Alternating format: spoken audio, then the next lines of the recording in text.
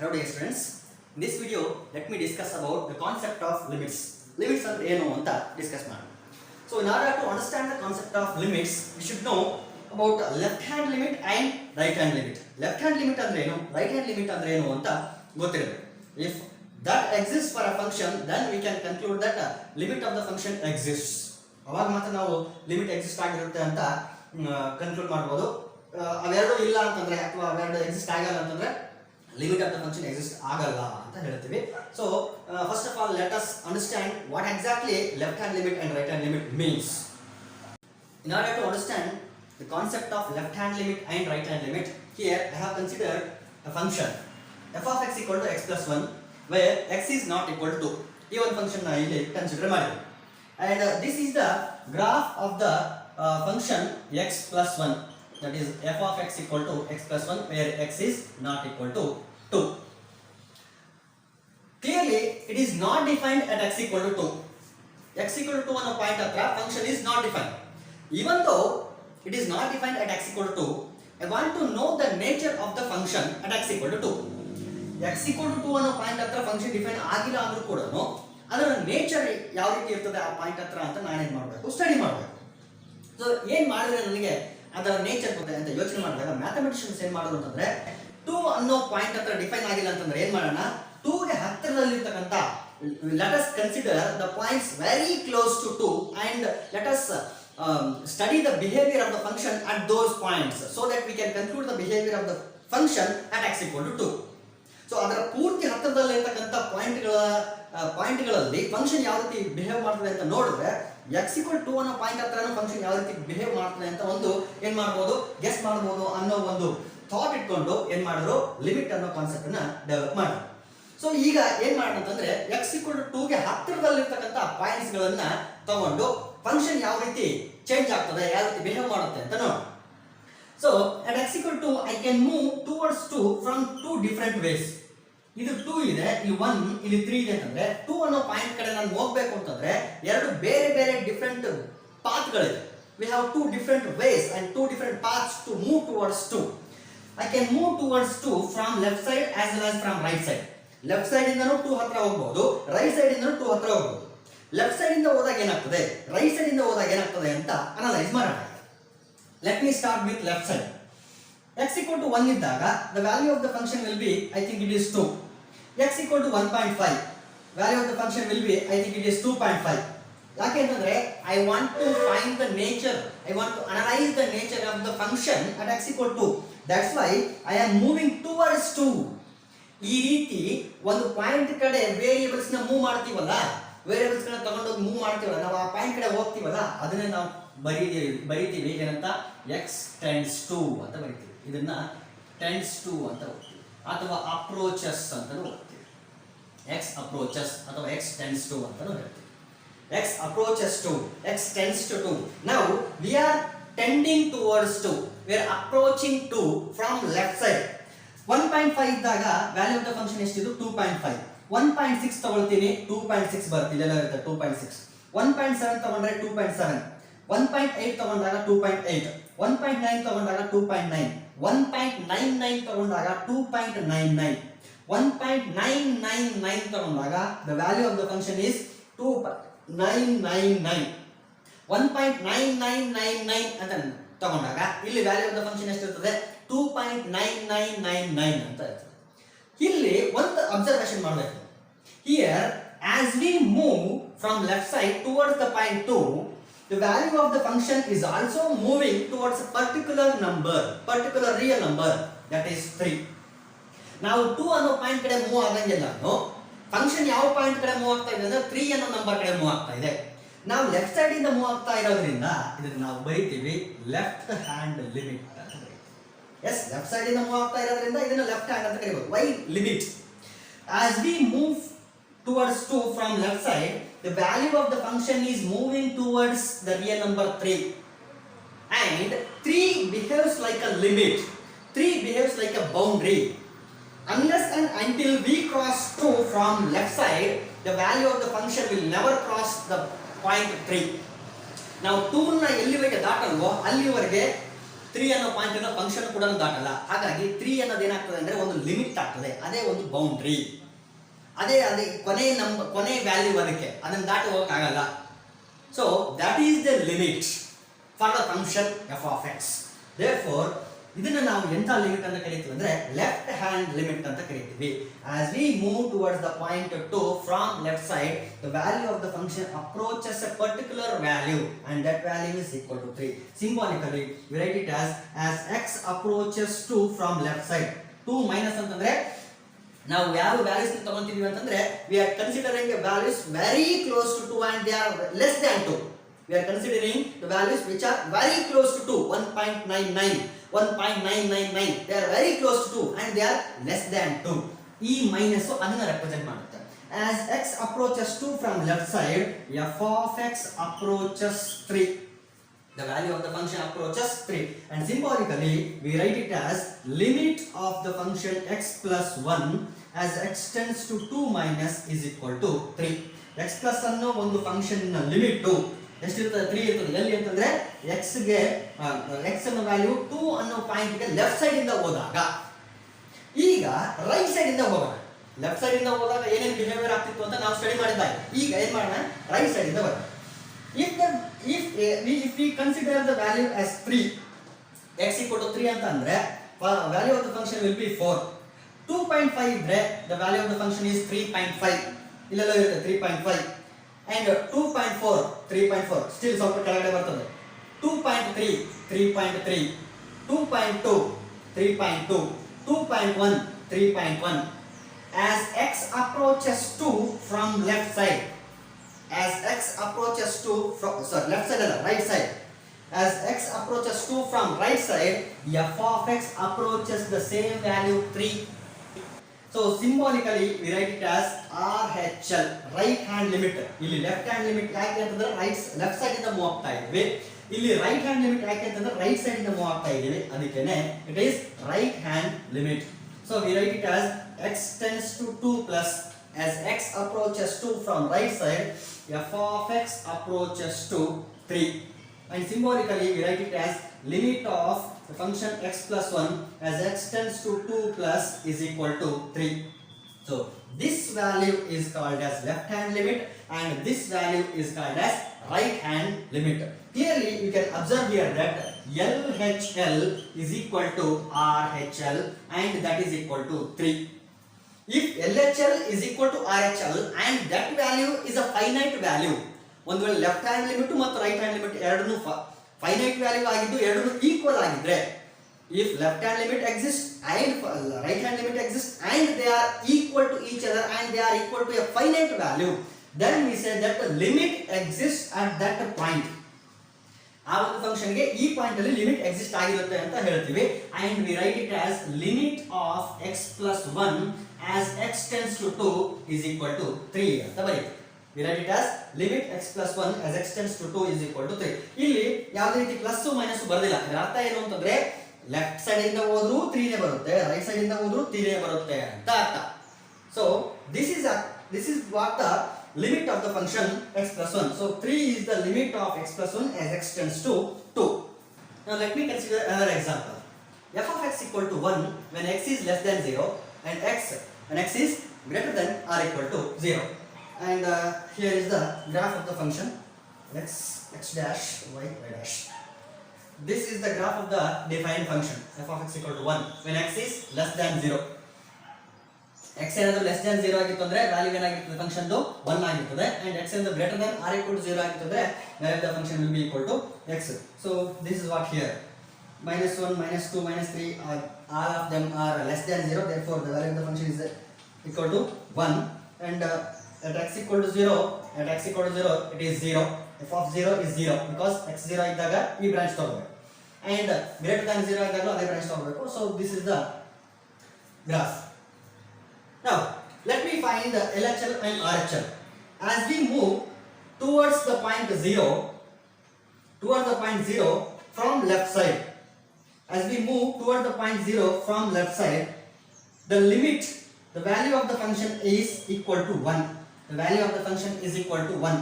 therefore left hand limit, that is limit as x tends to 0 minus f of x is equal to 1. Left side in the hodaga value of the function is 1. Therefore left hand limit of this function f is 1. And let me find the RHN, right hand limit find out ಮಾಡಿ. 1 ಇದ್ದಾಗ value of the function ಎಷ್ಟಿದೆ 1 ಇದೆ. 0.5 0.5 0.4 0.4 ಯಾಕಂದ್ರೆ input ಎಷ್ಟು ಹಾಕಿರ್ತೀವಿ output ಅಷ್ಟೇ ಬರಬೇಕು. ಯಾವಾಗ x ಏನಾದರೂ greater than or equal to 0 positive number ಆಗಿತ್ತು ಅಂದ್ರೆ ಅದು 0 ಆಗುತ್ತೆ. 0.5 0.4 0.4 0.3 0.3 0.2 0.2 0.1 ಹಾಕಿದ್ರೆ 0.1 0.01 ಹಾಕಿದ್ರೆ 0.01 ಬರುತ್ತೆ ಔಟ್ಪುಟ್. 0.001 ಇನ್ಪುಟ್ ಹಾಕಿದ್ರೆ 0.001 ನೇ ಔಟ್ಪುಟ್ ಬರುತ್ತೆ. So it is clear from this analysis that limit of f of x is equal to 0 as x tends to 0 plus. ಅಂದ್ರೆ ರೈಟ್ ಸೈಡ್ ಇಂದ ಏನಾದರೂ 0 ಹತ್ರ ಮೂವ್ ಆದ್ರೆ ನಾನು if I move towards 0 from right side the value of the function move towards 0. x ನ 0 ಕಡೆ ಹೋದಂಗೆಲ್ಲನೂ value of the function ಯಾವ value ಕಡೆ ಹೋಗ್ತಾ ಇದೆ ಅಂತಂದ್ರೆ 0 ಅನ್ನೋ ವ್ಯಾಲ್ಯೂ ಕಡೆ ಹೋಗ್ತಾ ಇದೆ. Whereas as we move towards 0 from left side the value of the function is moving towards 1. 1 ಅನ್ನೋ ವ್ಯಾಲ್ಯೂನ ಲೆಫ್ಟ್ ಸೈಡ್ ಇಂದ ಹೋಗಕ್ಕೆ ಕೊಡ್ತಾ ಇದೆ, 0 ಅನ್ನೋ ವ್ಯಾಲ್ಯೂನ ರೈಟ್ ಸೈಡ್ ಇಂದ ಹೋಗಕ್ಕೆ ಕೊಡ್ತಾ ಇದೆ. And here you observe that left hand limit is 1 and right hand limit is 0. Therefore LHL is not equal to RHL. Therefore we can conclude that limit does not exist at x equal to 0. This is very important. x equal to 0 ಅನ್ನೋ point ಹತ್ರ ಮಾತ್ರ ಈ function ಗೆ limit ಇಲ್ಲ. Limit does not exist at x equal to 0 for the function f. ಆದ್ರೆ ಆ ಒಂದು point ಬಿಟ್ಟು ಬೇರೆ ಯಾವ ಪಾಯಿಂಟ್ ತಗೊಂಡ್ರೂ ಕೂಡ limit exist.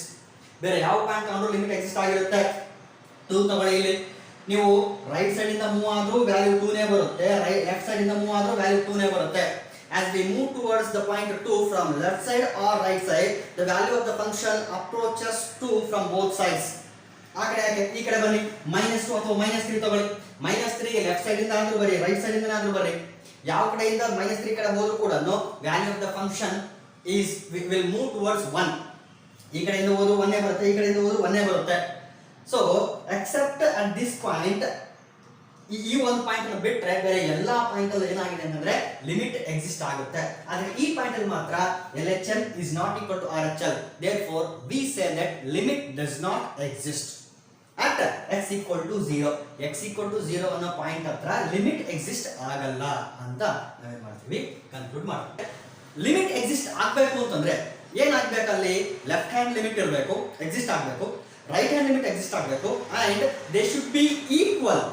Left hand limit right hand limit exist ಆಗೋದ್ರ ಜೊತೆಗೆ they should be equal and usually they should be finite ಆಗಿರಬೇಕು. ಇನ್ಫೈನೈಟ್ ಆದ್ರೂ ಲಿಮಿಟ್ ಎಕ್ಸಿಸ್ಟ್ ಇನ್ಫೈನೈಟ್ಲಿ ಅಂತ ಕೆಲವರು ಆಥರ್ಸ್ ಹೇಳ್ತಾರೆ. ಬಟ್ ನಾವಿಲ್ಲಿ ಫೈನೈಟ್ ಲಿಮಿಟ್ಸ್ ಬಗ್ಗೆ ಮಾತಾಡ್ತಾ ಇರೋದ್ರಿಂದ ಏನಾಗಿರ್ಬೇಕು, ಎರಡು ವ್ಯಾಲ್ಯೂಸ್ ಏನಾಗಿರ್ಬೇಕು ಅಂತಂದ್ರೆ ಫೈನೈಟ್ ವ್ಯಾಲ್ಯೂಸ್ ಗಳೇ ಆಗಿರಬೇಕು. Then only we can say that limit exist at that point. So generally we say that as x tends to a, f of x tends to l. ಈ l ಅನ್ನು ನಾವೆಂತ ಕರಿತೀವಿ ಅಂತಂದ್ರೆ limit of the function ಅಂತ ಕರಿತೀವಿ. and we write it as limit of the function f of x is l as x tends to a.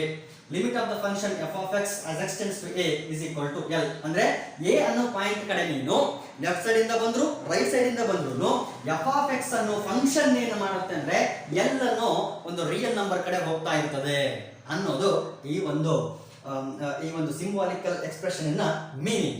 So this is the actual concept of limits. Now I don't want to go towards algebra of limits because they are linear. ಕೆಲವೊಂದಷ್ಟು ಆಲ್ಜಿಬ್ರಾಗಳನ್ನ ಬಿಟ್ಟರೆ, ಕೆಲವೊಂದು operations ಬಿಟ್ಟರೆ, composition ಅದೊಂದು ಬಿಟ್ಟರೆ ಬೇರೆ ಎಲ್ಲ ಲಿಮಿಟ್ಸ್ನ ಆಲ್ಜಿಬ್ರಾಗಳು ಏನಾಗಿದೆ ಅಂತಂದ್ರೆ they are linear in nature. Therefore I am not going towards algebra of limits. But now let me discuss about indeterminate forms. Indeterminate forms. There are 7 indeterminate forms, and they are 0 by 0, infinity by infinity, infinity minus infinity, 0 into infinity, 0 to the power of 0, infinity to the power of 0, and 1 to the power of infinity. 1, 2, 3, 4, 5, 6, 7. These 7 are 7 indeterminate forms. ಈ 7 indeterminate forms ಇದೆ. And ಯಾವ indeterminate forms ಏನಾದರೂ ಬಂದ್ರೆ limits ನ ನಾವು operate ಮಾಡುವಾಗ indeterminate form ಬಂದ್ರೆ ಏನು ಮಾಡಬೇಕು ಅಂತ ಆ ಫಾರ್ಮ್ಗಳು ಬಂದಾಗ ಡಿಸ್ಕಸ್ ಮಾಡೋಣ. Usually we apply a very effective rule, very effective method. It is L'Hospital rule. Very effective method in evaluating limits. So let us discuss that method in the next video. But time being, keep that method in your mind. So these are 7 indeterminate forms. That they are 0 by 0, infinity by infinity, infinity minus infinity, 0 into infinity, 0 to the power of 0, infinity to the power of 0, and 1 to the power of infinity. These are 7 indeterminate forms. Now let me move towards methods of evaluation of limits. Methods of evaluation of limits. Limits na evaluate ಮಾಡಕ್ಕೆ ನಾವು use ಮಾಡುವಂತ different methods ಯಾವ್ಯಾವು ಅಂತ discuss ಮಾಡೋಣ. The first method is direct substitution method. Direct substitution method. This is the first method in evaluating limits. ಏನು ಮಾಡ್ತೀವಿ ಈ method ಅಲ್ಲಿ ಅಂತಂದ್ರೆ ಈ ರೀತಿ ಇದೆ. Limit of f of x as x tends to a ಅಂತ ಇದೆ. ಈ ಪಾಯಿಂಟ್ ಅನ್ನು ನಾನೇನಾದರೂ ಕೊಟ್ಟಂತ ಎಕ್ಸ್ಪ್ರೆಷನ್ ಅಲ್ಲಿ ಡೈರೆಕ್ಟ್ ಆಗಿ ಸಬ್ಸ್ಟಿಟ್ಯೂಟ್ ಮಾಡುವಾಗ ಒಂದು ಫೈನೈಟ್ ವ್ಯಾಲ್ಯೂ ಬರ್ತಾ ಇತ್ತು ಅಂತಂದ್ರೆ ಅವಾಗ ಏನು ಪ್ರಾಬ್ಲಮ್ ಇಲ್ಲ. That value itself is the limit of the function f. ಅದೇನೇ ಏನಾಗಿರುತ್ತೆ ಫೈನೈಟ್ ವ್ಯಾಲ್ಯೂ ಬಂದಿರುತ್ತಲ್ಲ, that finite value itself is the limit. So there is no problem in such situations. We use direct substitution method.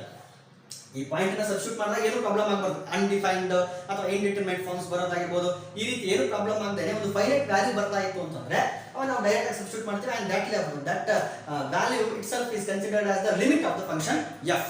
So that is nothing but direct substitution method. And the second one is factorisation method. Factorisation method. Factorisation ಈ method ಅನ್ನು ಯಾವಾಗ apply ಮಾಡ್ತೀವಿ ಅಂತಂದ್ರೆ ನಾವು direct ಆಗಿ ಈ ವ್ಯಾಲ್ಯೂನ substitute ಮಾಡಿದಾಗ ಯಾವುದೋ ಒಂದು ಇಂಡಿಟರ್ಮಿನೇಟ್ ಫಾರ್ಮ್ ಬರ್ತದೆ. ಟೇಕ್ ಫಾರ್ ಎಕ್ಸಾಂಪಲ್ 0 by 0 ಅಂತ ಬರ್ಬೋದು, ಇನ್ಫಿನಿಟಿ ಬೈ ಇನ್ಫಿನಿಟಿ ಅಂತ ಬರ್ಬೋದು. ಒಂದು ಎಕ್ಸಾಂಪಲ್ ತಗೊಂಡಿರೋಣ. Limit of x square minus 4 divided by x minus 2 as x tends to 2.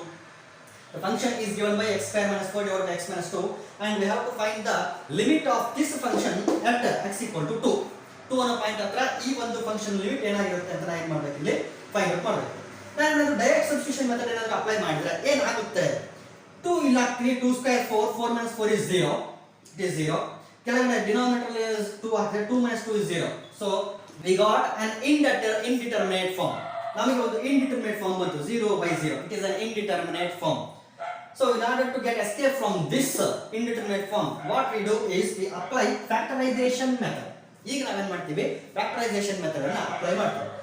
ಈ ಒಂದು ಸ್ವಲ್ಪ ಅಬ್ಸರ್ವ್ ಮಾಡಿದ್ರೆ ನಿಮ್ಗೆ ಗೊತ್ತಾಗುತ್ತೆ, this x square minus 4 can be factorized. ಅದನ್ನೇನ್ ಮಾಡ್ಬೋದು, ನಾವು ಫ್ಯಾಕ್ಟರೈಸ್ ಮಾಡ್ಬೋದು. ಏನ್ ಮಾಡುತ್ತೆ ಫ್ಯಾಕ್ಟರೈಸ್ ಮಾಡಿದಾಗ, x tends to 2, x square minus 4, ಈ 4 ಅನ್ನು ನಾನು 2 square ಅಂತ ಬರೀತೀನಿ. So it is x square minus 2 square, that is nothing but a square minus b square. a square minus b square ಅಂತಂದ್ರೆ ಏನು, a plus b into a minus b divided by a minus b, x minus 2. So this is in the form of x square minus 4 2 square, that is a square minus b square. So a square minus b square can be written as a plus b into a minus b. Therefore x square minus 2 square can be written as x minus 2 into x plus 2. Therefore x minus 2 gets cancelled and we are left with limit x plus 2 as x tends to 2. Now apply 2. Direct substitution method apply ಮಾಡಿ. 2 ನ ತಗೊಂಡಾಗ like 2 plus 2, it is a 4 and it is a finite value. It is a finite value. Therefore 4 is the limit of the function x square minus 4 divided by x minus 2 at x equal to 2. So ಈ ರೀತಿ ಏನಾದರೂ indeterminate form ಬರ್ತಾ ಇತ್ತು ಅಂತಂದ್ರೆ ಆವಾಗ ನಾವು ಕೆಲವೊಮ್ಮೆ L'Hospital rule apply ಮಾಡ್ತೀವಿ. ಅದರ ಬಗ್ಗೆ ಡಿಸ್ಕಸ್ ಮಾಡುವಾಗ ನೋಡೋಣ. ಸೊ ಅದನ್ನ ಅಪ್ಲೈ ಮಾಡಿದ್ರು ಸೇಮ್ ಆನ್ಸರ್ ಬರುತ್ತೆ ಇಲ್ಲೂ ಕೂಡ. ಸೊ ಇಲ್ಲಿ ನಾನು ಫ್ಯಾಕ್ಟರೈಸೇಷನ್ ಮೆಥಡ್ ಬಗ್ಗೆ ಮಾತಾಡ್ತಾ ಇರೋದ್ರಿಂದ ಫ್ಯಾಕ್ಟರೈಸೇಷನ್ ಮೆಥಡ್ ನ ಈ ರೀತಿ ಅಪ್ಲೈ ಮಾಡೋದು. ಸೊ ಸಣ್ಣ ಪುಟ್ಟ ಫಂಕ್ಷನ್ಸ್ ಇತ್ತು, ಪಾಲಿನಾಮಿಯಲ್ ಫಂಕ್ಷನ್ಸ್ ಇತ್ತು, ಫ್ಯಾಕ್ಟರೈಸ್ ಮಾಡಕ್ಕೆ ಈಸಿ ಅಂತಂದ್ರೆ better to use factorization method instead of applying L'Hospital rule. So this is what about factorization method. And the next method is rationalization method. Rationalization method. Rationalisation. ಈ method ಅನ್ನು ಯಾವಾಗ apply ಮಾಡ್ತೀವಿ ಅಂತಂದ್ರೆ, if the powers ಈ expression ಅಲ್ಲಿ ಈ power ಇದಾವಲ್ಲ, ಈ ಪವರ್ಸ್ ಏನಾದ್ರು ರಾಷನಲ್ ನಂಬರ್ಸ್ ಪವರ್ಸ್ ಆಗಿತ್ತು ಅಂತಂದ್ರೆ, ರಾಷನಲ್ ಪವರ್ಸ್ ಏನಾಗಿದ್ರು ಫಾರ್ ಎಕ್ಸಾಂಪಲ್ 1/2 ಅಂತಾನೋ 1/3 ಅಂತಾನೋ ಈ ರೀತಿ ಏನಾದ್ರು ರಾಷನಲ್ ಪವರ್ಸ್ ಆಗಿದ್ರೆ ಅವಾಗ ನಾವು ರಾಷನಲೈಸ್ ಮಾಡಿ ಏನ್ ಮಾಡ್ತೀವಿ, ಅದನ್ನ ಸಿಂಪ್ಲಿಫೈ ಮಾಡ್ತೀವಿ. Take for example limit as x tends to 2 ಯಾವುದು ತಗೊಳ್ಳೋಣ ಅಂದ್ರೆ x - 2 divide by √x minus √2 ಅಂತ ತಗೊಳ್ತೀವಿ. Yes, limit as x tends to 2, x minus 2 divided by √x minus √2. This is the given function and I want to find the limit of this function at x equal to 2. Direct ಆಗಿ substitute ಮಾಡಿದಾಗ 2 minus 2 0 ಆಗ್ತದೆ, √2 minus √2 0 ಆಗ್ತದೆ. Again we reach an indeterminate form, that is 0 by 0. That's why what we do here is we apply rationalization method. ಈ √x minus √2 ಅಂತ denominator ಇದೆಯಲ್ಲ, ಅದನ್ನ ಏನು ಮಾಡ್ತೀವಿ, ರಾಷನಲೈಸ್ ಮಾಡ್ತೀವಿ. √x minus √2 ಗೆ ರಾಷನಲೈಸಿಂಗ್ ಫ್ಯಾಕ್ಟರ್ ಯಾವುದು ಅಂತಂದ್ರೆ √x plus √2. So √x plus √2 is the rationalizing factor of √x minus √2, and we multiply numerator and denominator by that rationalizing factor. Which is that rationalizing factor? √x plus √2 is the rationalizing factor. Here we are multiplying by that rationalizing factor for both numerator and denominator. √x minus √2 ಇದ್ದಿದ್ರಿಂದ √x plus √2 ಏನಾಗಿರ್ತದೆ, rationalising factor ಆಗಿರ್ತದೆ. ಆ rationalising factor ನ ನ್ಯೂಮರೇಟರ್ಗೂ ಮತ್ತು ಡಿನಾಮಿನೇಟರ್ಗೂ ಏನು ಮಾಡ್ತೀನಿ, ನಾನು ಇಲ್ಲಿ ಮಲ್ಟಿಪ್ಲೈ ಮಾಡ್ತೀನಿ. So limit as x tends to 2, x minus 2 into, here we have x minus 2 into √x plus √2 divided by, now here you can observe here that it is in the form of a plus b into a minus b. √x plus √2 into √x minus √2, that is a plus b into a minus b. If an expression is in the form of a plus b into a minus b, then I can write it as a square minus b square. √x ನ square ಮಾಡಿದ್ರೆ x ಬರುತ್ತೆ, √2 ನ square ಮಾಡಿದ್ರೆ 2 ಬರುತ್ತೆ. So we have here x minus 2. x minus 2 gets cancelled. We are left with √x plus √2. Substitute the value of x in place of x. ಒಂದು substitute ಮಾಡಿ ಏನಾಗುತ್ತೆ, √2 plus √2, that is equal to 2 √2. Therefore 2 √2 is the limit of the function x minus 2 divided by √x minus √2 at x equal to 2.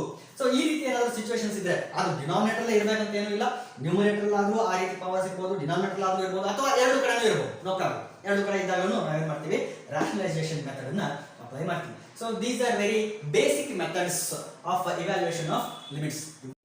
Before winding up this class, let me tell you an important result. Limit as x tends to infinity, a0 x to the power of m plus a1 x to the power of m minus 1 plus and so on plus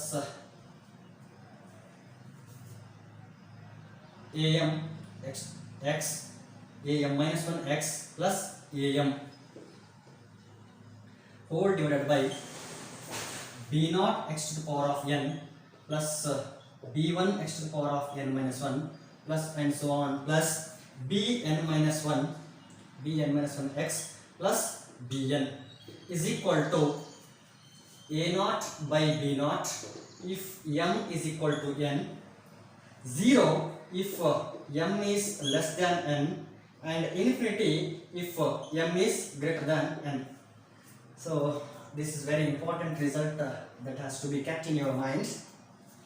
Here a0 and b0 are non-zero real numbers. a0 is non-zero and b0 is non-zero. a0 and b0 are non-zero real numbers, and m and n are any positive real numbers. Positive real numbers are positive natural numbers. m and n are natural numbers. m and n are natural numbers, and a0 and b0 are non-zero real numbers. ಯಾವುದಾದ್ರೂ ಒಂದು polynomial ಅಥವಾ rational function ಈ ರೀತಿ ಏನಾದರೂ ಇತ್ತು ಅಂತಂದ್ರೆ, for example a0 x to the power of n plus a1 x to the power of m minus 1 plus and so on plus am minus 1 x plus am whole divided by b0 x to the power of n plus b1 x to the power of n minus 1 plus so on bn minus 1 x plus bn. ಈ ಫಾರ್ಮಲ್ಲಿ ಏನಾದರೂ ಯಾವುದಾದ್ರೂ ಒಂದು rational function ಇದ್ದು x ಎಲ್ಲಿವರೆಗೆ tend ಆಗ್ತಿರ್ಬೇಕು, approach ಆಗ್ತಿರ್ಬೇಕು ಅಂದ್ರೆ ಇನ್ಫಿನಿಟಿ ಟೆಂಡ್ ಆಗ್ತಿರ್ಬೇಕು, ಇನ್ಫಿನಿಟಿ ಅಪ್ರೋಚ್ ಆಗ್ತಿರ್ಬೇಕು. x tends to infinity ಇದ್ರೆ ಸೊ ನಾವು ಡೈರೆಕ್ಟ್ ಆಗಿ ಆನ್ಸರ್ ಬರೀಬಹುದು. ಈ ರೀತಿ ಮೂರು ಕೇಸಸ್ ಬರುತ್ತೆ. If m is equal to n, the limit will be equal to a0 by b0. ಈ ಪವರ್ ಎರಡನ್ನೂ ಈಕ್ವಲ್ ಇದ್ರೆ m ಮತ್ತು n ಗಳು ಎರಡೂ ಈಕ್ವಲ್ ಆಗಿತ್ತು ಅಂದ್ರೆ ಈ ಕೋಎಫಿಷಿಯಂಟ್ಸ್ ಏನಿದಾವಲ್ಲ ಅವುಗಳ ರೇಷಿಯೋ ಏನಾಗಿರುತ್ತೆ ಅಂದ್ರೆ ಲಿಮಿಟ್ ಆಗುತ್ತೆ. So a naught by b naught will be the limit of this expression, limit of this rational function. ಒಂದು ವೇಳೆ m ಏನಾದರೂ ಲೆಸ್ ದೆನ್ n ಆಗಿತ್ತು ಅಂದ್ರೆ if m is less than n, then the limit will be equal to 0, and if m is greater than n, the limit will be equal to infinity. So this is very important result, and in the next video we shall see some more results related to trigonometric functions and logarithmic functions and exponential functions and other functions.